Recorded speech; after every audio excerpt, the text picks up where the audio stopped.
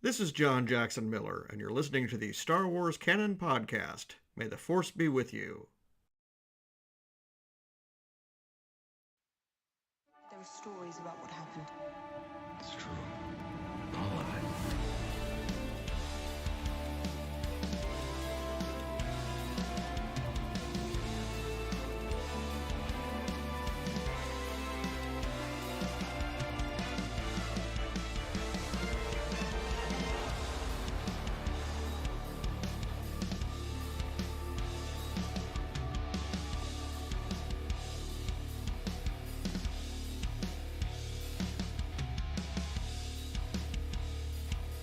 Hello, everyone, and welcome to this episode of the Star Wars Canon Podcast. I am your host, Brian Miller, and I'm so glad you've decided to join me to talk about our favorite thing in the world, yet again, Star Wars. Guys, this is a live show. If you're listening on a follow-up recording, whether that be on Anchor or Google Podcasts, Apple Podcasts, whatever, right now this episode is going to be live on YouTube, and I'm very excited about that. We haven't done a live show in quite a while. I've been messing around with some new equipment trying to get this thing to go live. So here we are. We're here. So bear with me for the first couple of minutes of this stream because I think I'm going to be trying to figure out if my broadcast is working or not. And it sounds like it is. I've got my phone set up as kind of a buffer. So looks like everything's working fine. So we're going to be talking some Star Wars tonight. I've got 5 mailbag questions lined out for tonight. And I'm very excited about them. They're 5 really good questions, too. But before we get into all the Star Wars stuff, a couple of housekeeping things real quick. Like I said, this is a live show, so at the end of the show, if you guys are watching, you want to hang out for a little bit, we'll talk in the chat a little bit after some mailbag questions, and we'll talk about whatever it is you guys would like to talk about. The other thing is, I'm coming off of being off and on sick with some respiratory thing. So if I have to keep muting the mic and coughing, it's because I don't want to cough into your ear, so please bear with me. While I'm getting through this episode with that. So very excited about tonight. Like I said, we've got like 5 mailbag questions lined out, and it's going to be a fun show. So before we get into the mailbag and to the actual news, because there's one main news story that I'd like to talk about. Talked about it a little bit on Newsnet Live, or not Newsnet Live, on Newsnet Weekly Roundup. But I kind of wanted to give my thoughts here a little bit. With Newsnet, you have to be a little more objective, kind of, to what you're talking about. You really, at least for the Newsnet Weekly, that's just dumping news stories. So you can't really give your opinion. This is where I can give my opinion on this stuff. And so I kind of wanted to talk about that a little bit. But before we do, I wanted to let you guys know, May 6th, mark your calendars, we're going to be doing the 24-hour live stream for veteran suicide. That is going to be on May 6th from 7 p.m. to 7 p.m.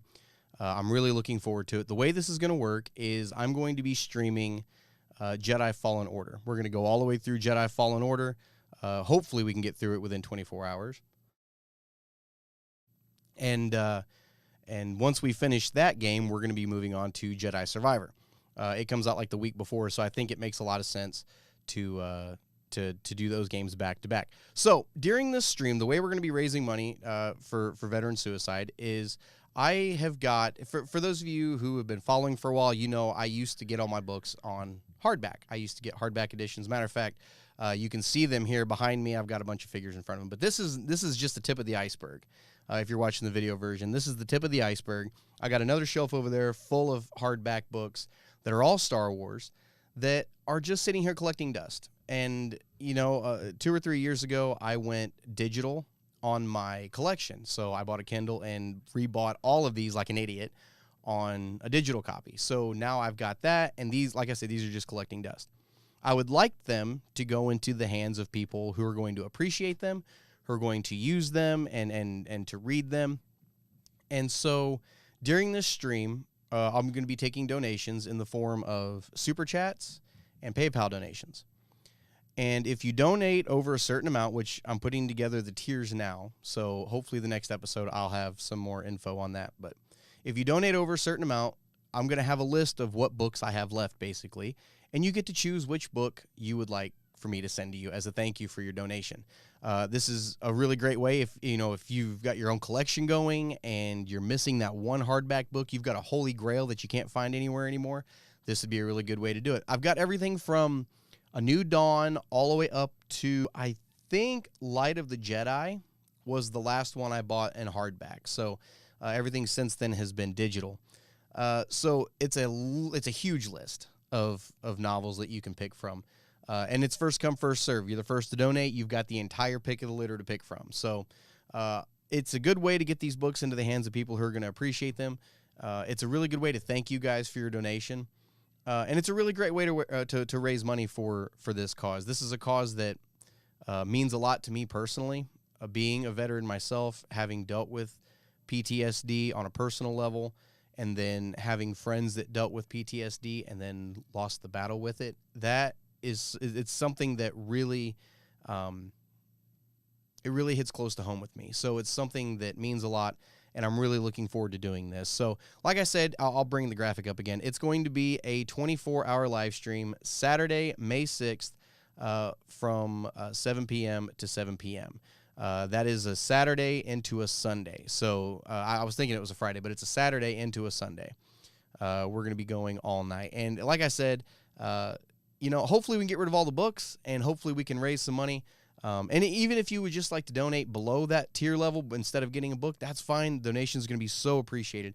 But every single penny of that is going to be going towards preventing and raising awareness for veteran suicide. So that is on May 6th. Mark your calendars. And like I said, I'm really excited about that. I can't wait. It's going to be a lot of fun. This was something I wanted to do back on Veterans Day last year. But because of some personal family stuff that cropped up, and that same stuff was the reason for the huge hiatus for the show, it's been pushed back to now. And I got a lot of emails asking about it when we were going to be doing it. So I think it's going to be a really good way to raise some awareness and to raise some money. So like I said, mark your calendars for May 6th. So Celebration, guys, let's get into some Star Wars stuff. Celebration is less than 2 weeks away. 2 weeks from now, we will be in the middle of Celebration weekend. It's sounding like it's going to be a massive lineup episode. A massive convention. Sorry. I'm very excited about this year. I know we're not having one next year. The next convention after this, the next Celebration, is going to be 2025. So there's a lot of speculation. The next film is going to be coming out in 2025, but there's a lot of news to unpack with the films that they're wanting to announce. A lot of the behind the scenes drama that's been going on. Stuff like that. So I wanted to talk about that for just a minute, and then we'll get into some mailbag questions. So apparently, let me pull up the website here. That way I can actually read it to you verbatim. I do not want to lie to you.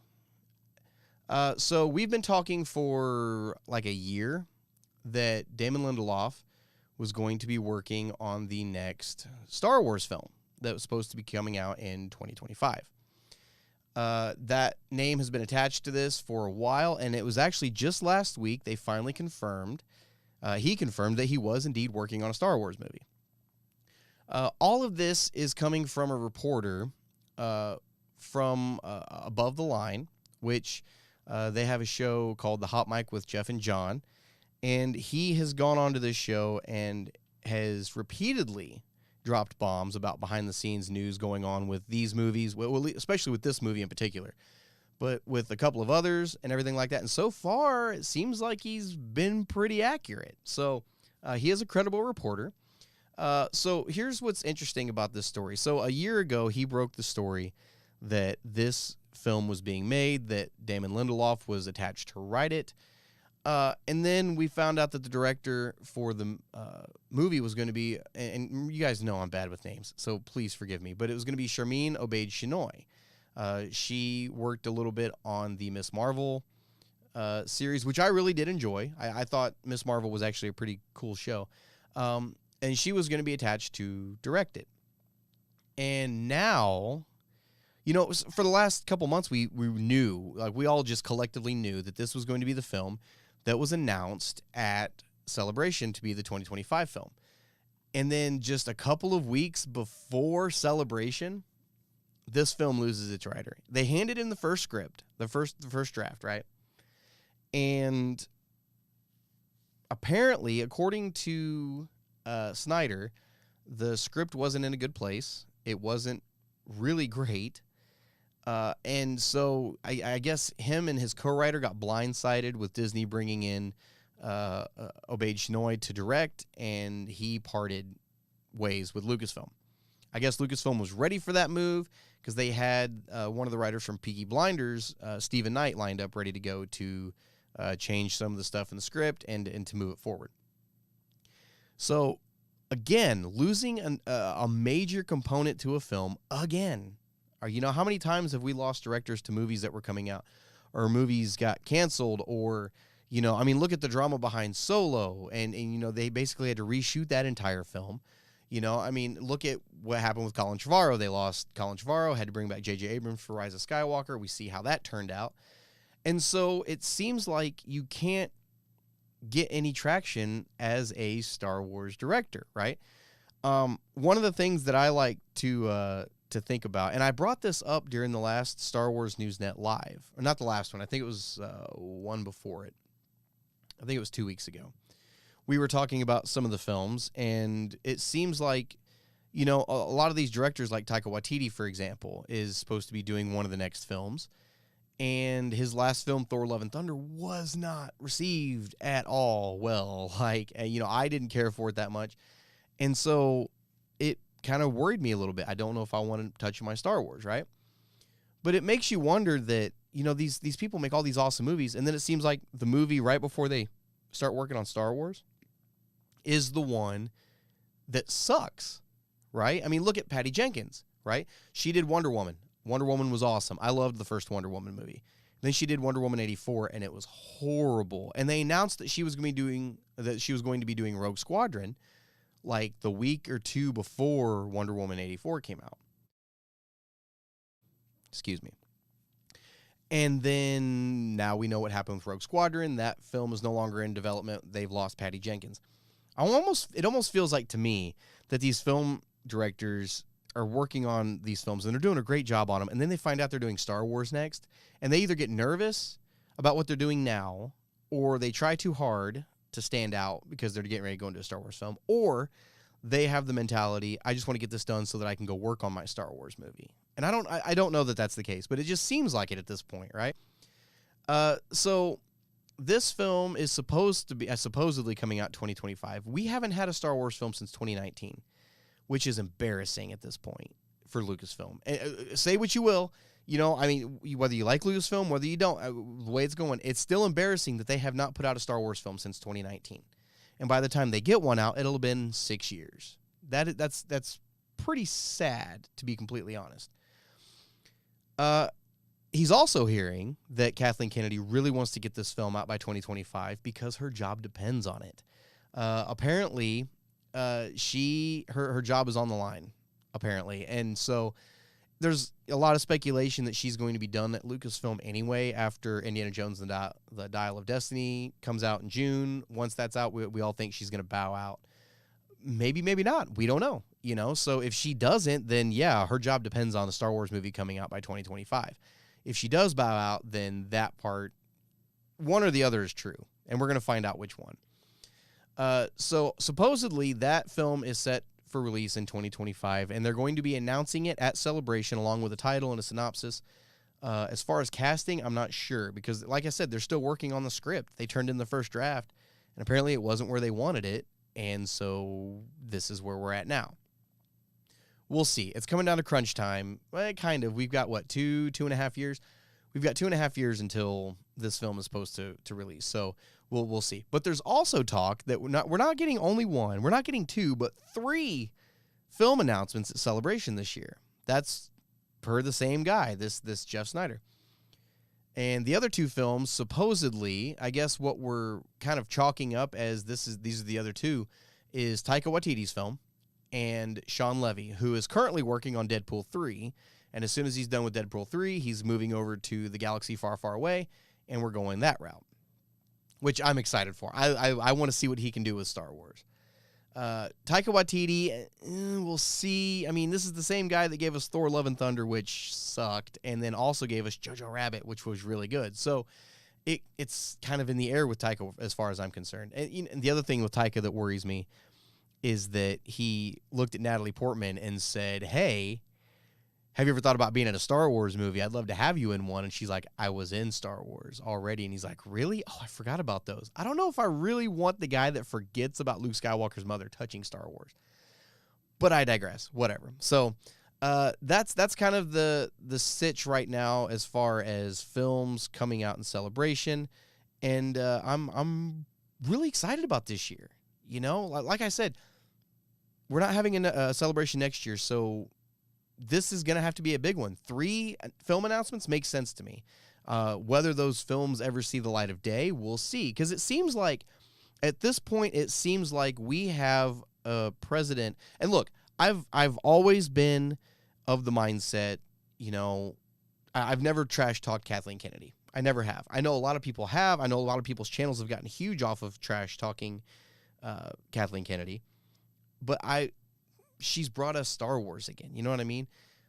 Granted, in my opinion, sequel films weren't great, but I loved Rogue One. Solo's growing on me. You know what I mean? So we'll see what happens with Indiana Jones and if she still has it with that. But, you know, we'll see. But it seems like we have a president of Lucasfilm that is having a hard time getting on the same page with her creative teams.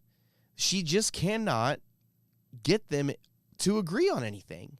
You know what I mean? And so it seems like, it almost feels to me like, and I might be dead wrong on this. If you guys think I'm wrong, let me know in the chat. It almost seems to me that she has really embodied George Lucas, because don't get me wrong, I love George Lucas, but he was a control freak with all of his properties, and he surrounded himself with yes men, people who were just, yes, Mr. Lucas, yes, Mr. Lucas. And we see what happened kind of with the prequels, right? And with Attack of the Clones and Phantom Menace. And so it almost seems like that's what Kathleen Kennedy wants, is a bunch of yes men, and that's not what Star Wars needs. So, excuse me. So that's kind of where I'm at with Kathleen Kennedy. Whether or not her job depends on this film coming out in 2025, we'll find out. You know, is she going to bow out after Indiana Jones? Are they going to announce it at Celebration? Is that a Celebration announcement? Is that something that you talk about at Celebration? Because can you imagine for just a second that Kathleen Kennedy comes out and she says, you know, I'm retiring from Lucas, I'm leaving Lucasfilm. Because if she leaves, I think right now the obvious choice to replace her is Carrie Beck. Carrie Beck is going to step up and take my place. She's going to be the new president of Lucasfilm. Can you imagine that if she said that and the entire room erupted in applause that Kathleen Kennedy was leaving? I don't think that would happen. But why would Disney take that chance? You know what I mean? Like, I don't think that's going to happen. But what if? You know, so I don't think Celebration's going to necessarily be where she announces her departure. I think it's going to come after the fact, and I think it's going to come after Indy 5. Because if she is leaving after Indy 5, why would you say so beforehand? You would wait until after. You would show faith in your film of Indy 5, right? If you say, hey, we're making the last Indiana Jones movie, which is a huge tentpole franchise, and that film is like a week out, and then Kathleen Kennedy says, I'm leaving. Are you going to go see Indy 5? Probably not. You're going to be like, well, that movie, it's got to suck if she's leaving before the box office hits. You know, she don't want to be around for the ass chewing, right? So it seems like if she's going to leave after Indy, it's going to be announced after Indy. So we'll see. I don't know. We'll see. We'll see where it ends up going. But yeah, man, there's a lot coming down the pipeline with Celebration here weekend after next. It's going to be exciting, man. So let me know in the comments what you guys think of some of these announcements that are going to be coming out of Celebration. What are you excited for? What are you not excited for? What do you think is going to get announced? You know, let me know in the comments. So let's get into some mailbag questions. Like I said, I've got 5 questions lined out. How do you guys get a question on the Star Wars Canon Podcast? You email it to me at starwarscanonpodcast@gmail.com. I go through each episode and pick out a few.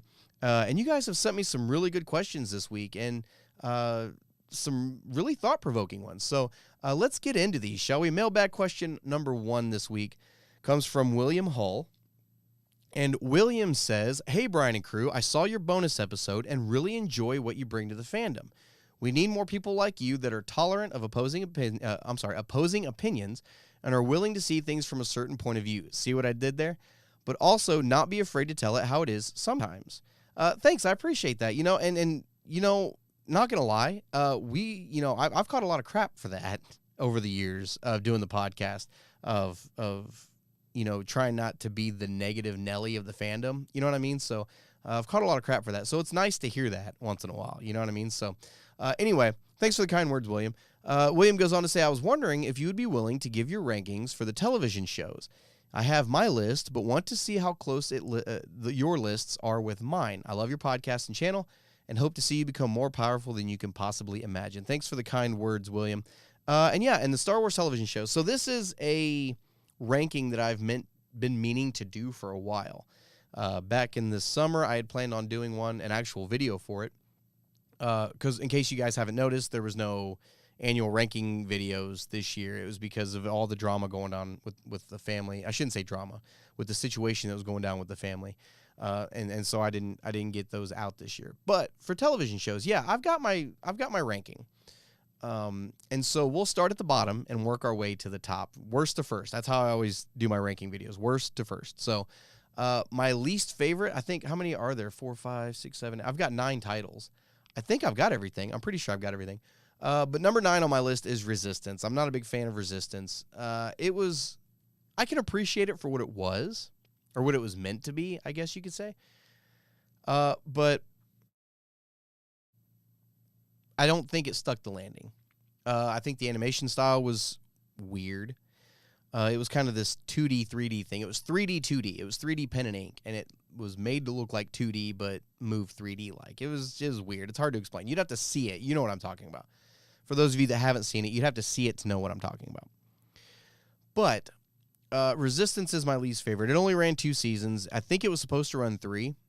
And had it gotten its 3rd season, I think it would have stuck the landing, maybe, but it just never got there. It couldn't catch the traction. Plus, it was coming right off of Rebels, which was at first, like, what? And then it was like, whoa, so it was coming off of Rebels that was received pretty well.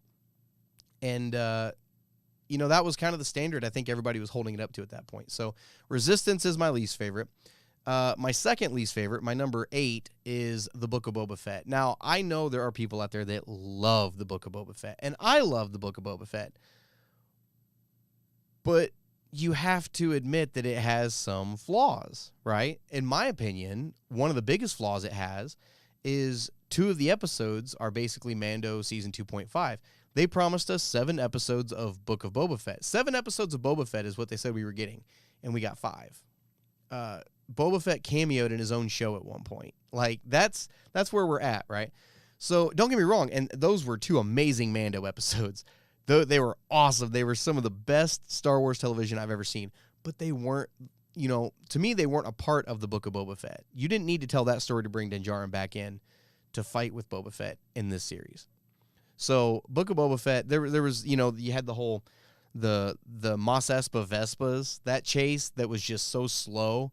And at one point, some of the cinematography in the show was just weird. Like during that chase, the Twi'lek that was being chased through the streets, the camera shot on the back of his head at one point looked like, not to get vulgar, but it looked like a woman with her legs spread open wearing, skimpy clothing. So it was just, some of the choices they made during that show were kind of weird, in my opinion, and it just fell kind of flat with me. Don't get me wrong, seeing Cad Bane in live action was awesome. Seeing Black Chrysanthemum in live action was awesome. I will, to this day, just cherish seeing those scenes, especially not knowing that they were coming.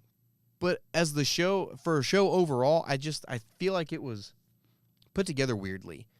With the flashbacks, I think maybe they should have just told it linearly, and maybe it would have made more sense. I don't know. So, Book of Boba Fett is my number 8. Number 7 is Obi-Wan Kenobi, which I can probably hear you guys screaming at me right now.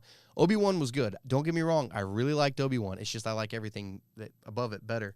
Obi-Wan was an interesting series, and it was kind of what I was expecting, and at the same time, it had, it's chock full of surprises. I think even on this show we had talked about what would an Obi-Wan series look like? He's got to leave Tatooine. What would be so important to get him off of Tatooine to leave Luke? And I think we've said on this show before, Leia. Leia was the only thing that was going to get him off the show, and that's what it turned out to be, but I still didn't see them doing it, right? I wasn't expecting it. The girl they got to play, Leia, nailed it. Absolutely nailed Leia. She was believable as Princess Leia. She embodied that character just completely. She did such a good job. Excuse me. And she did a great job. Ewan, as Obi-Wan, amazing as always. Hayden Christensen coming back as Vader was the big deal for me in that show. It wasn't necessarily seeing Obi-Wan and Vader fight again. It was knowing that Hayden Christensen was getting basically redeemed as Darth Vader. He is Darth Vader. You know, no matter what kind of cheesy dialogue he had in episodes 2 and 3, he is still Darth Vader. And he pulled it off so great, especially the back and forth between Vader and Anakin. It was so good. And that duel at the end, it was cool. Don't get me wrong. It was very, very cool. And it was really cool to see that. Could we have gone without ever knowing that happened? Yeah, probably. But basically, to me, it was Disney's way of saying, oh, that's fine. George Lucas did an Obi-Wan and Vader duel in the prequels. We're going to do it again. So that he wasn't the last one to do it. We were. You know what I mean? And, you know, we can talk about the Rey Skywalker thing later on in another mailbag question, because I'm gonna come back to that about Rey as a character. But anyway, we'll get to that. But the Obi-Wan series, some of the cinematography in it was kind of goofy. The shots where he's taking down the stormtroopers in the dark room where Leia was getting interrogated, that was some pretty cheesy cinematography. The camera shaking and stuff. It looked like it was on a soundstage, like not a soundstage. It looked like it was on a high school gymnasium stage, and somebody with a really shaky camera was videotaping it. That's what it honestly looked like, you know? And so, for the most part, I really, really enjoyed Obi-Wan. It was a slow burn story for the first 2 episodes, which I love slow burn stories. So I really liked where they ended up going with that story. Next on my list is The Bad Batch. I'm enjoying The Bad Batch quite a bit. And I know the Bad Batch is one of those shows that nobody asked for. I know that. And so it's, for me, you know, when season 7 of Clone Wars came out and we got that Bad Batch episode where they introduced, the clone commando A-team, basically, right? Kirsty and I really enjoyed those episodes. That episode, we thought that was a really good episode. We got Echo back in that episode and really set up this series to the point where when they announced this one, I was excited. I sent it to Kirsty and I was like, hey, we're getting a Bad Batch series. Are you kidding me? This is awesome. The show has done a couple of things that were really cool. You know, we got to see Caleb Dunes, a.k.a. Kanan Jarrus's, Order 66 from another point of view. We saw it in his comic, but then to actually see it in animation, that was really cool. To see the transformation of the Republic into the Empire, even in this season, kind of seeing how we're phasing clones out and going into conscripted soldiers, it's really cool. That's what I'm more interested in. I'm more interested in the Bad Batch for the background politics of everything that's going on in the galaxy, more so than what's going on with the actual Bad Batch, if that makes any sense. The destruction of Kamino, like, that was gut-wrenching to watch. The fact that came back full circle in this season was really, really cool. And the fact that they're touching on the cloning stuff, because we know there's some cloning going on, right? In the Mando-verse, what everybody's calling the Mando-verse, we know there's some cloning going on in there. And so it's cool to be seeing these kind of narratives running side by side like that. And so I'm really enjoying Bad Batch quite a bit. We got the Zillow Beast back again. Like, that was awesome to see that again. So Bad Batch is what number would that be? 1, 2, 3, 4, 5. That's number 6 on my list. Number 5 on my list is Star Wars Rebels. I really enjoyed Rebels a lot. When they first came out with it, I was really excited. It actually felt like Star Wars again. Because remember, Rebels came out before any of the new films did, before The Force Awakens did. And so that was our first delve back into Star Wars. And it felt like Star Wars again to me. You know what I mean? So it made me feel like it's back. It's back, baby, you know? And so I really enjoy Rebels. It ran for 4 seasons. And that final season, guys, come on. That final season was sick. It was absolutely cool. Seeing what happened with, Kanan, Ezra, and that was our next introduction into canon for Thrawn, for the big baddie Thrawn, which fan favorite villain at this point. Thrawn is absolutely BA. I love Thrawn so much, and the fact that we're going to be getting him in the Ahsoka series later this year excites me to no end. Like to know that I'm getting live action Thrawn. Bring it on, man. So that is Rebels is number 5 on my list. Number 4 is Clone Wars. I really enjoyed Clone Wars. When I first started watching Clone Wars, I couldn't get into it, and it was because at the time I didn't know that it wasn't in chronological order. Going back and watching it in chronological order made me adore that show, especially where they ended up going with it, with a lot of the Yoda-centric stuff in the Lost Missions season that they did, and things like that. That was so much fun, and it was so cool to see. And so, in the original Star Wars, you hear Obi-Wan talk very fondly of Anakin, talking about how he was the best star pilot in the galaxy and a good friend. And, you see hints of that in the films between Attack of the Clones and Revenge of the Sith.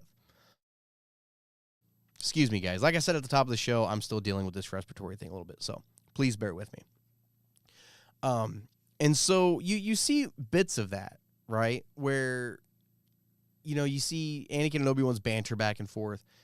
You see Anakin being a hell of a star pilot at the beginning of Revenge of the Sith, but you really don't get a lot of it. And so what Clone Wars did was filled in that gap where you do get that, where you do get this relationship building between Anakin and Obi-Wan, so that when you do get to Revenge of the Sith and you watch Anakin fall to the dark side and try to kill Obi-Wan and take out the Jedi and all this stuff, it's so much more heartbreaking. You know what I mean? Like, it's so much more heartbreaking after watching Clone Wars, and to see that relationship get so much stronger throughout, right? And so that I absolutely love Clone Wars. I love the last season they did when they came back and did another season. Siege of Mandalore, to me, is gold standard Star Wars storytelling. I swear, Siege of Mandalore is just, it's a masterpiece. Those 4 episodes, when they're put together, that is a masterpiece story arc. Absolutely. The cinematography of the fact that it's an animated show is mind-blowing. It was so good. So Clone Wars is number 4 on my list. Number 3 on my list, yes, I'm going to count this as a series, is this little anthology thing that we got called Tales of the Jedi, which were 6 episodes, 6 short episodes, mind you, of, it was these, I think it was like 2 arcs that they were telling. It was one massive arc that ended up, I think, coming back together and being relevant to each other. But it was mainly 2 stories. But we got a lot of Dooku stuff with Qui-Gon, pre-Phantom Menace, which was really cool. And then we got some Anakin and Ahsoka stuff, later on.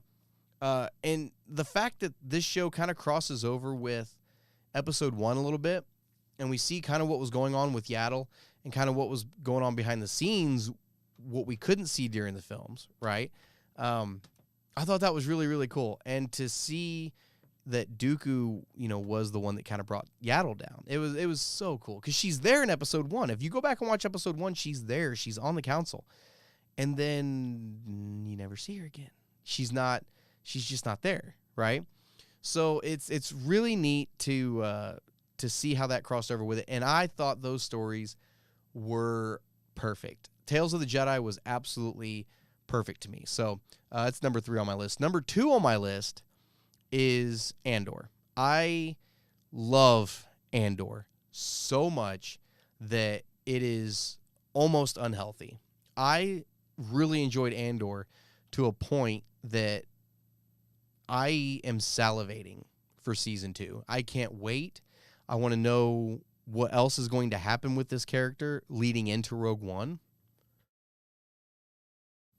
And I really enjoyed that we kind of got away from everything else that, it's going to feel weird to say this, everything else that kind of identifies Star Wars as Star Wars. Because Star Wars, has got Jedi, the Force, stuff like that. And Andor was proof that you can tell a Star Wars story. I guess even Rogue One to a degree, because we still had Vader at the end. You can tell a Star Wars story that works without all of the, the Force and the Jedi and, without lightsaber battles. You can tell a good Star Wars story without all of that. And Andor built off of that so much that it was world building. It was so much there, and it was so cool, especially to find out. And it's far enough past that I'm going to go ahead and say it. It can be a spoiler if you haven't seen Andor all the way through, but I'm going to go ahead and say it. The fact that Andor, while in prison, helped work on and build the weapon that he ends up being killed by. And what's also interesting is that Galen Erso during Rogue One is Andor's number one target. He's like, no, taking him out. We have to. We're going to kill him. You know what I mean? Like, and so it's because, he worked on this project. Who cares what, Jin thinks? Maybe he's not such a bad guy, but he still worked on this project. He needs to die, which is ironic because he himself worked on the project without even knowing it. You know what I mean? So I really, really liked Andor a lot. And it was Andor's good to sit and binge because I watched a few episodes of Andor and then got really far behind. And then I ended up having to watch I think 7 or 8 episodes to get caught up. And Andor's a really good binge show. And so I like I said, I'm really looking forward to season 2 and to see what they end up doing with it. And that leaves only one other show that could possibly be my number one. And that is The Mandalorian. Dude, The Mandalorian is something special at this point. And some people may say that this current season's running kind of slow. It really needs to pick up like a sense of urgency. I can see where you're coming from. But like I said earlier, I'm really big on slow burn stories, and I feel like this season is a bit of a slow burn story.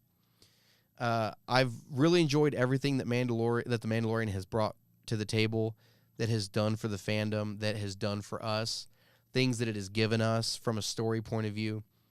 The fact that, and something as simple as this is how deep my appreciation goes. For something as simple as giving us puppet versions of Kowakian monkey lizards again, that's so cool to me to see. You know what I mean? To me, that's Star Wars, But to see where this show has gone and how Mando and Grogu have kind of grown together, and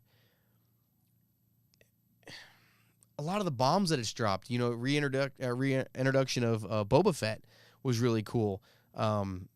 Seeing Cobb Vanth from the Aftermath novels wearing Boba Fett's armor while riding on Darth Vader's pod racer is one of the most awesome things that I've ever seen. Watching Mando and a bunch of Tusken Raiders take down a crate dragon, that is something that I never thought I would see. And that episode is still one of my favorite episodes, if not my favorite episode, second favorite episode of the series so far. We got to watch a live action Luke Skywalker take down Dark Troopers in live action. Think about that for a second. That is what this show has brought to the table. It's introduced us to a live action Ahsoka Tano. It's given us all this stuff, right? It's given us our first mention in live action of Grand Admiral Thrawn. So this show has been the conduit for so many things to be given to us as a fandom. Watching Luke Skywalker train Grogu, having his temple built or his academy being built, listening to him talk to Grogu, and then coming face to face with Ahsoka. Ahsoka's little mention of so much like your father, stuff like that. Luke having Yoda's lightsaber, one of them. You know what I mean? Like, it's just this show, and yeah, I know those were Book of Boba Fett episodes. I get that, but still, it was Mandalorian. Those were 2 Mando episodes, not Book of Boba Fett. The Mandalorian has been a conduit for so many things to be brought through to the fandom for us that it's been absolutely wild. You know what I mean? And I cannot wait to end up seeing what comes in the future. We know season 4 has already been written. We know that, and Dave Filoni just talked about this again the other day. In 2020, Kathleen Kennedy mentioned that all these shows are going to culminate into one epic crossover event. Sign me up, man. This is going to be awesome. And I think we all know at this point it's going to be Heir to the Empire, an adaptation, a loose adaptation of Heir to the Empire. Bring it on, dude. Grand Admiral Thrawn is the big baddie after the Battle of Jakku. Bring it on, man. So, Mando's been an awesome conduit to bring in a whole bunch of stuff. R5-D4 is back. Really? R5-D4, the blown motivator droid from A New Hope. He ends up being important anyway, So it's awesome. Some of the Easter eggs they've put in there has been so much fun, and I've really enjoyed it. And so Mando's the top of my list, man. I'm sorry. That's all it is to it. I know we're only 20 episodes in. I know some of them could be longer. I know that's one of the big things. I know people have said that they wish Mando episodes were longer, but think about how much content you're getting in a short amount of time, right? So this season of Mando's 8 episodes. I think the second to the last episode ago was like an hour long. The last one was a half hour long. So, they'll range anywhere from a half hour to, up to an hour. 8 episodes of a half hour is still 4 hours. That's still the equivalent of 2 Star Wars films in the equivalent of 2 months. So the length of the episodes doesn't bother me. The fact that we're getting the seasons at all is just awesome to me. So I'm a huge fan of Mando. I can't wait to see what they end up doing with that show. And I'm looking forward to it. So that's my ranking. Resistance, Book of Boba Fett, Obi-Wan Kenobi, Bad Batch, Rebels, Clone Wars, Tales of the Jedi, Andor, and then The Mandalorian from worst to first. That's my TV ranking. So let me know, guys, in the chat or in the comments below, what is your ranking of the television shows? Where am I off my rocker at? Where do you disagree with me at? Where do you agree with me at? Let me know. I want to hear you guys' thoughts on that. So thanks for the question, William. I do appreciate it. Let's move on to the second mailbag question for this week. And the second mailbag question comes from Olivia Rollins. I'm sorry if I'm mispronouncing your name. Please don't lynch me for it. And Olivia writes in and says, "Hello there, Star Wars Canon Podcast. I saw Brian on a live stream a few weeks back for Star Wars Newsnet and really enjoyed the show. Brian was really knowledgeable about Star Wars, and I thought I'd check this show out when he mentioned it. I've gone back and began watching old episodes, and I think it's safe to say I've found my new favorite Star Wars channel." I appreciate it. Thank you very much. Those kind words, man, that's what keeps me going, man. That's really cool to know. Thanks. I'm glad you found us. Brian mentioned on that live stream that he was totally against the idea of Rey Skywalker. Would you be willing to elaborate on that? I don't agree or disagree, but I'd love to hear some discussion on why. Looking forward to your next episode, whether you choose my question or not. May the Force be with you. Thanks for the question, Olivia. And yes, so I know which live stream you're talking about. So we almost got into it. Paul Herman and I almost got into it on the live stream about Rey Skywalker because he defends her. He's an adamant Rey Skywalker defender. And, to each their own. That's cool. But this is why I don't agree with the Rey Skywalker thing. If you do, great. That's awesome. This is why I'm going to try to say in a civil way why I don't agree with the fact that she took the name Skywalker. And she's not technically a Skywalker. To me, anyway. This is just my opinion. You can lynch me all you want. That's fine. You can scream at me. That's fine. But that's what I try to build this channel on, is varying opinions. If we all agreed about everything, if we all agreed on everything, we would never have anything to talk about. So it's okay to disagree once in a while. So this is one thing that it rubs me the wrong way like crazy. And I get why people like it. I get why they defend that she took the name Skywalker and why she's continuing that lineage. But she's not continuing the bloodline. She's continuing the name, yes, but not the bloodline. So here's the thing. In Rise of Skywalker, Leia tells Rey, never be afraid of who you are. Never be afraid of who you are. She is a Palpatine. Don't be afraid of that. Embrace it. All right? I get the message they were trying to do by having Rey claim the name Skywalker. They were trying to say that it doesn't matter who you are, you can still be great. That's fine. But you don't need the Skywalker name to be great. You can turn around and change the perspective of Palpatine. Well, maybe not change the perspective because, well, another thing here I'll talk about here in a minute, but you can take that name and say, no, that's not me. I'm not my past. I'm not defined by my past. I'm not defined by who my family is. I'm not defined by where I come from. I am who I am. I am Rey Palpatine. That is who I am. And so I feel like she should have embraced that instead of the Skywalker name. And some people could take that exact same argument word for word and say that's why she should have taken the name Skywalker. It's a double-edged sword. There's two sides to the coin, all right? But I'm on the side of I don't agree with her taking the name Skywalker. And it goes back to what I was saying earlier about the Obi-Wan Vader duel, how I feel like Disney was like, oh, we were the last ones to do it. We did Obi-Wan versus Vader. I feel like now they've taken Rey as a character and completely rewritten, I shouldn't say rewritten, copied and pasted Luke Skywalker's story from 4, 5, and 6 and stuck it over Rey. She's literally the exact same character arc. I've talked about it in some other episodes before, and it's crazy how close Rey and Luke story arcs are. And it's not just because it's the hero's journey. Has nothing to do with that. The details, the devil's in the details, right? The details are so wildly the same. It's ridiculous. Grew up on a desert planet as an orphan, with twin sons, escaped on the Millennium Falcon with a droid carrying information vital to the survival of the rebellion, to the resistance. Came across an old man from the prequel before that told her about everything that happened in the prequel in the trilogy before. Ends up dying by the bad guy in the movie. Screams no, and then blaster fire starts going all over the place.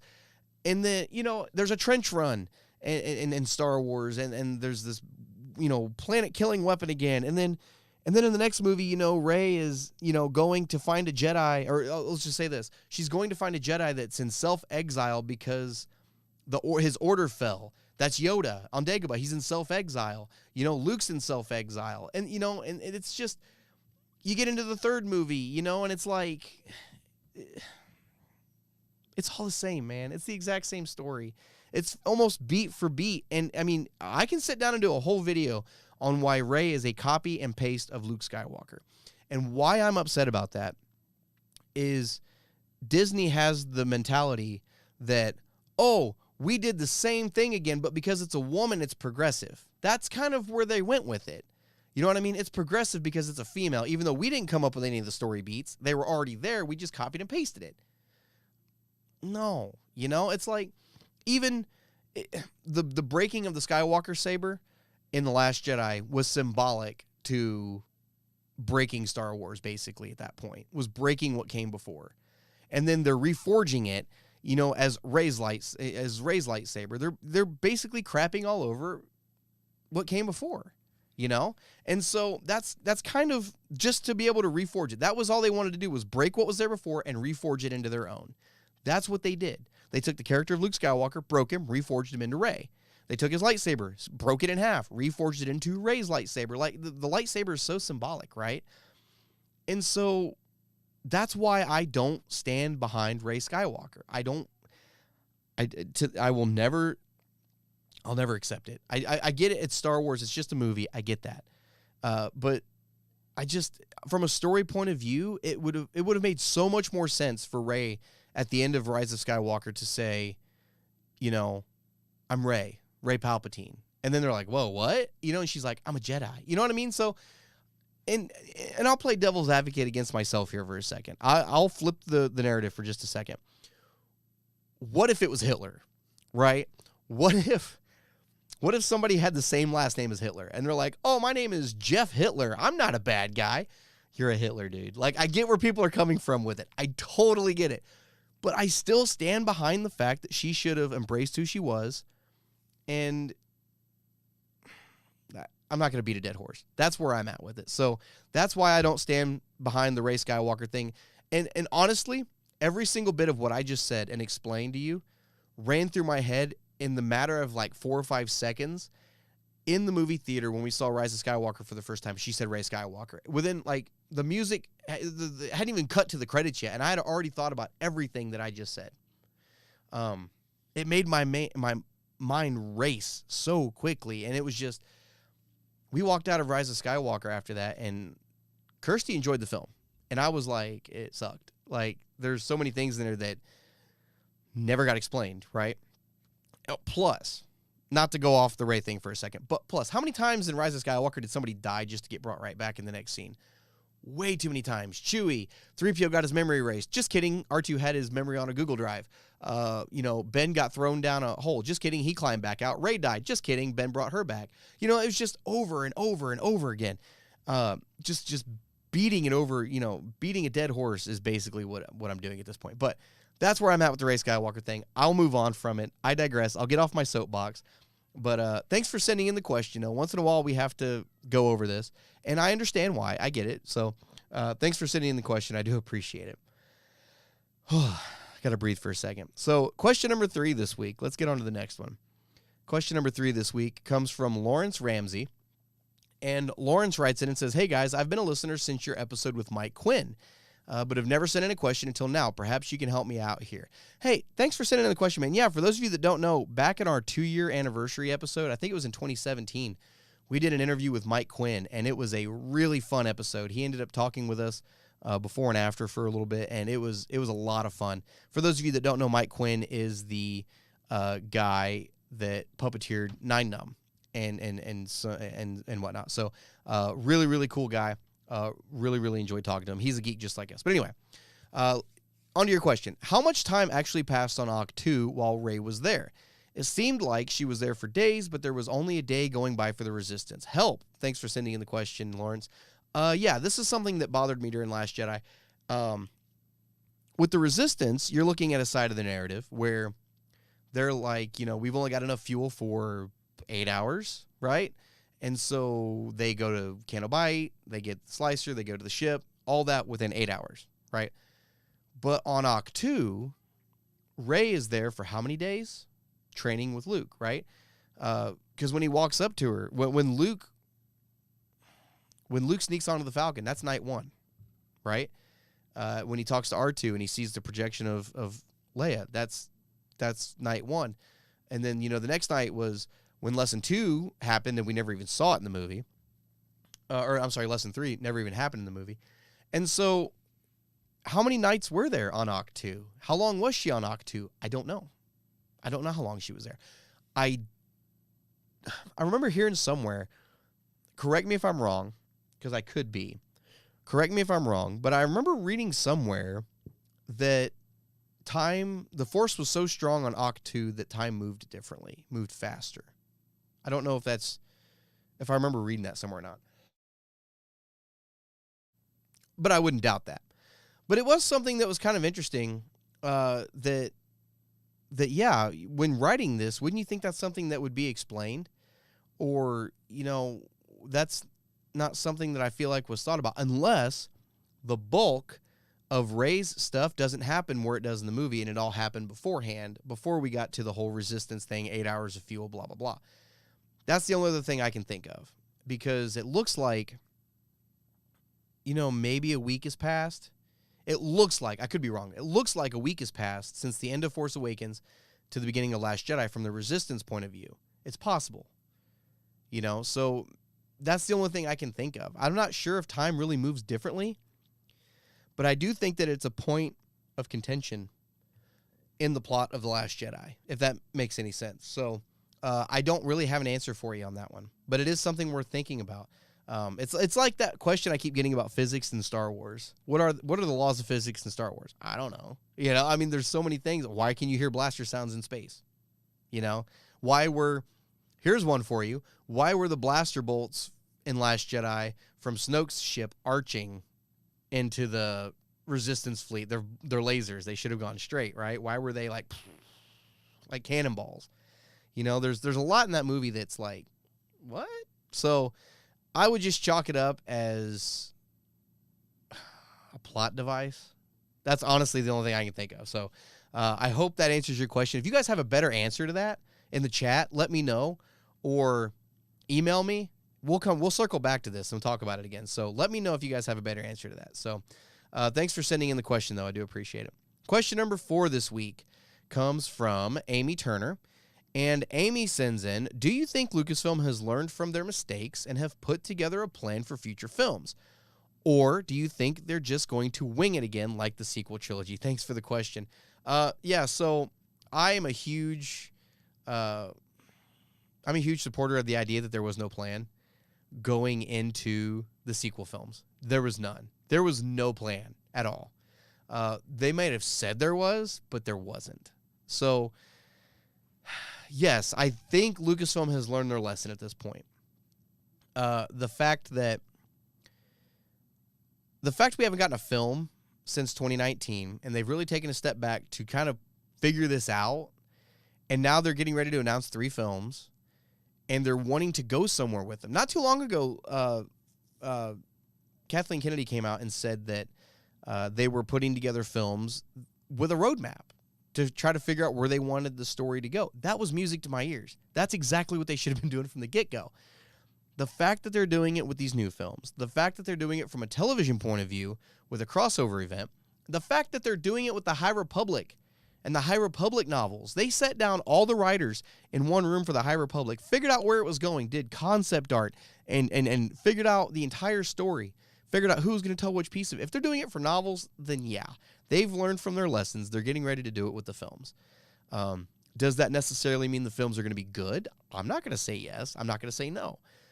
But the fact that they're actually sitting down to do a coherent story, yeah, that's good news. And I think that they did learn from that. I think there was a lot of backlash. Whether you enjoyed the sequel films or not, there was a lot of backlash when it came to those films. And I think Lucasfilm had no choice but to take a step back and go, we need to figure out what we're doing. You know, and honestly, I'll even go as far as to say this. I think they figured it out. I think they learned that lesson before Rise of Skywalker even came out. I think Last Jedi came out, because remember, Last Jedi was an incredibly divisive film.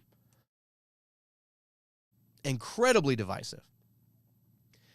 And I think Lucasfilm saw that and took a step back and went, crap. Because we know all about all the drama with Colin Trevorrow, which if you haven't gone and read The Duel of the Fates, episode 9, do it. It would have been so cool to see that movie. Anyway, the fact that they, booted him and brought J.J. Abrams back in, this is kind of where I think they went with that. I think they saw Last Jedi railroaded the fandom, derailed it, and I think they went, crap, okay, let's stop doing new stuff. Let's do a safe movie again, because J.J. Abrams was the safe bet, right? He did a very safe episode 7. And I think they went to J.J. Abrams and was like, look, we messed up. It's like Bradley Cooper from The Hangover when he's calling, he's like, hey, we effed up. You know what I mean? Like, I think that's what they did. I think they called J.J. Abrams and said, look, we derailed it. We don't know if there's a way to fix it. We're not expecting you to fix it. We're not asking you to fix it. We need you to come back, do another movie to close out this trilogy. Doesn't have to be good. Just get it done. Get it out. We can wash our hands of it, take a step back, and go, what do we need to do to fix this in the future? I think they were already course correcting before The Rise of Skywalker. That's just me, though. That's me putting on my tinfoil hat and having a conspiracy theory, basically. I think that's what was going on behind the scenes. I think that's why they got JJ back, and I think that's why we ended up getting the sequel films that we did. If it took, and I'm also of this mentality, if it took 3 bad sequel films for them to finally get their crap together to where in the future they could give us good quality Star Wars stuff, then I'll burn the sequel films on the sacrificial altar of Lucasfilm so that we can get better films later on. You know what I mean? Do I wish they would have just done it from the get-go? Yeah. But if I have to live in a world where I have to sacrifice those films to get better ones, then so be it. If that's what Lucasfilm had to do, if that was a lesson that had to be learned the hard way, then so be it. If it means I get better films later on, if it means we all, as a fandom, get better films later on, then cool. Whatever. That's fine. Plus, in 10 or 15 years anyway, when we start hitting the 20-year anniversary for these films, it's going to be like the prequels again. There's going to be a newfound love for them. It's going to happen. So, yes, I think they definitely learned from their mistakes. I think we're seeing that already. I think we're already seeing the effects of it with the films, with the High Republic, and with all this stuff coming up to Celebration. I think we're already seeing the effects of it. So, yeah, definitely they've learned from their mistakes. So, thanks for sending in the question. I appreciate it, Amy. And the final question this week. We've already been going over an hour. Wow, I didn't even realize it. The final question this week comes from Mallory Little, And Mallory says, hello, Brian. First off, I really enjoy your show. I found it a couple of years ago. I was bullied a lot back then for liking Star Wars and other geeky stuff, but your show showed me that it was okay to be passionate about it. So I wanted to say thank you for that. I really do appreciate that. Thank you so much. So I wanted to say thank you for that. With the exception of the small toxic part of the fan base, I love this community of fans. Second, if you could choose any story from the old EU to bring into canon, what would it be and why? It can be a book, a video game, anything. Thank you for doing what you do and for bringing a positivity to the fan base for people like me. Thanks for the question, Mallory, and thanks for the kind words. Like I said, it's really good to hear that coming from, just a little old channel like this one. So it's really cool to hear. So thanks for sending that in. Yes. So which story would I like to see be brought in from Legends? There are several, obviously. And the safe choice is the Bane trilogy. I'm a huge Darth Bane fan. He's my favorite character in the old EU outside of the films. And, the character is canon, but not necessarily his story, right? Not that trilogy of novels. We know the character is canon, but not necessarily those books. If they come out tomorrow and said that trilogy is canon, I'll put them on the shelf today. I mean, absolutely. And I'll consider it a heck of a start to the Star Wars galaxy because it's awesome. If you've never read the Bane trilogy, go read the Bane trilogy. But that's not my answer to this question. Because if I'm going to answer this question, I'm going to want to get something out of it, not just those stories. I want to be able to bring a new character back into canon. Bane's already canon. So why would I bring those stories in? I want to bring in a story that is going to recanonize another character that I love so much, and a character that I think we could really use in the new Star Wars galaxy, man, in the new Star Wars canon. I'm going to say, and honestly, it's not just going to be one video game. It's going to be 4. And 5 if you count the little weird spin-off edition that they did. You may already know what I'm talking about. The Dark Forces series. I would bring the Dark Forces series, the entire series, into canon. Now, granted, there's been enough stuff that happened in canon that you wouldn't be able to tell those stories verbatim. I get that. You'd have to do an adaptation, a canon adaptation. I get it. But there's not a whole lot you would have to change. I mean, there's some, but there's not a lot. You know what I mean? Maybe for the Jedi Knight game, there might be a little bit there. But not necessarily Jedi Knight 2, Jedi Outcast. Not necessarily Jedi Academy. And not necessarily the first Dark Forces game. You could really tell a loose adaptation of all of that. But the reason I want it is so that I can get Kyle Katarn back into canon, man. Kyle Katarn is one of my favorite characters in Legends, bar none. I grew up with Jedi Knight 2 Jedi Outcast video game on my PC. I remember modding that game, turning up the dismemberment like crazy so that every little hand would fly off when you hit him just right. I played the crap out of that game. And I love Kyle Katarn. So I would say the Dark Forces series just so we could bring Kyle Katarn in. Now, one of the biggest points, one of the biggest beats in his story that kind of made him who he is the fact that he was the spy that stole the Death Star plans and got them to the Rebel Alliance, which now that story has been told in Rogue One. So you really can't tell that story again, right? You really couldn't have Kyle Katarn do it. But you could still bring him into canon as an awesome character. For those of you who don't know who Kyle Katarn is, he was a mercenary that the Rebel Alliance hired a lot. They hired him to steal the Death Star plans. Later on, the New Republic hired him quite a bit for a lot of stuff. And then he ended up becoming Force-sensitive, or he realized he was Force-sensitive. I think his father was a Jedi, if I'm not mistaken. His father's name was Morgan, if I'm not mistaken. He was a Jedi. Kyle ended up becoming a Jedi and training with Luke on Yavin, where his Jedi Academy was in the EU. Jedi Knight 2 Jedi Outcast was an awesome story of a dark Jedi coming back named Hassan. He looked like a T-Rex with a human body. Looked sick. Really deep voice, but he was really a cool villain. He was a fallen student of Luke Skywalker's, basically. Another fallen student.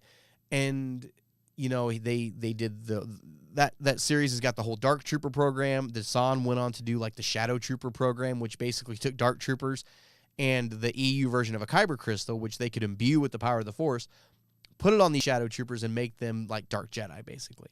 They weren't actual Force users. They were artificial Force users. So it was kind of a cool concept back then, right? And so I would love to see something like that brought into canon. I just want Kyle Katarn brought into canon. So I'm going to say the Dark Forces series. Oh, and then the Jedi Academy series, which we never really got a sequel to either, which was, if you did the dark side ending, was totally left open for a sequel or at least like a DLC or something. Nothing.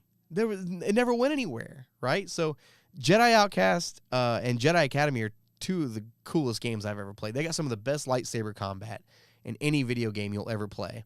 So definitely want to bring Kyle Katarn in. So that's my answer. If I could bring in any story, it would be the story of Kyle Katarn.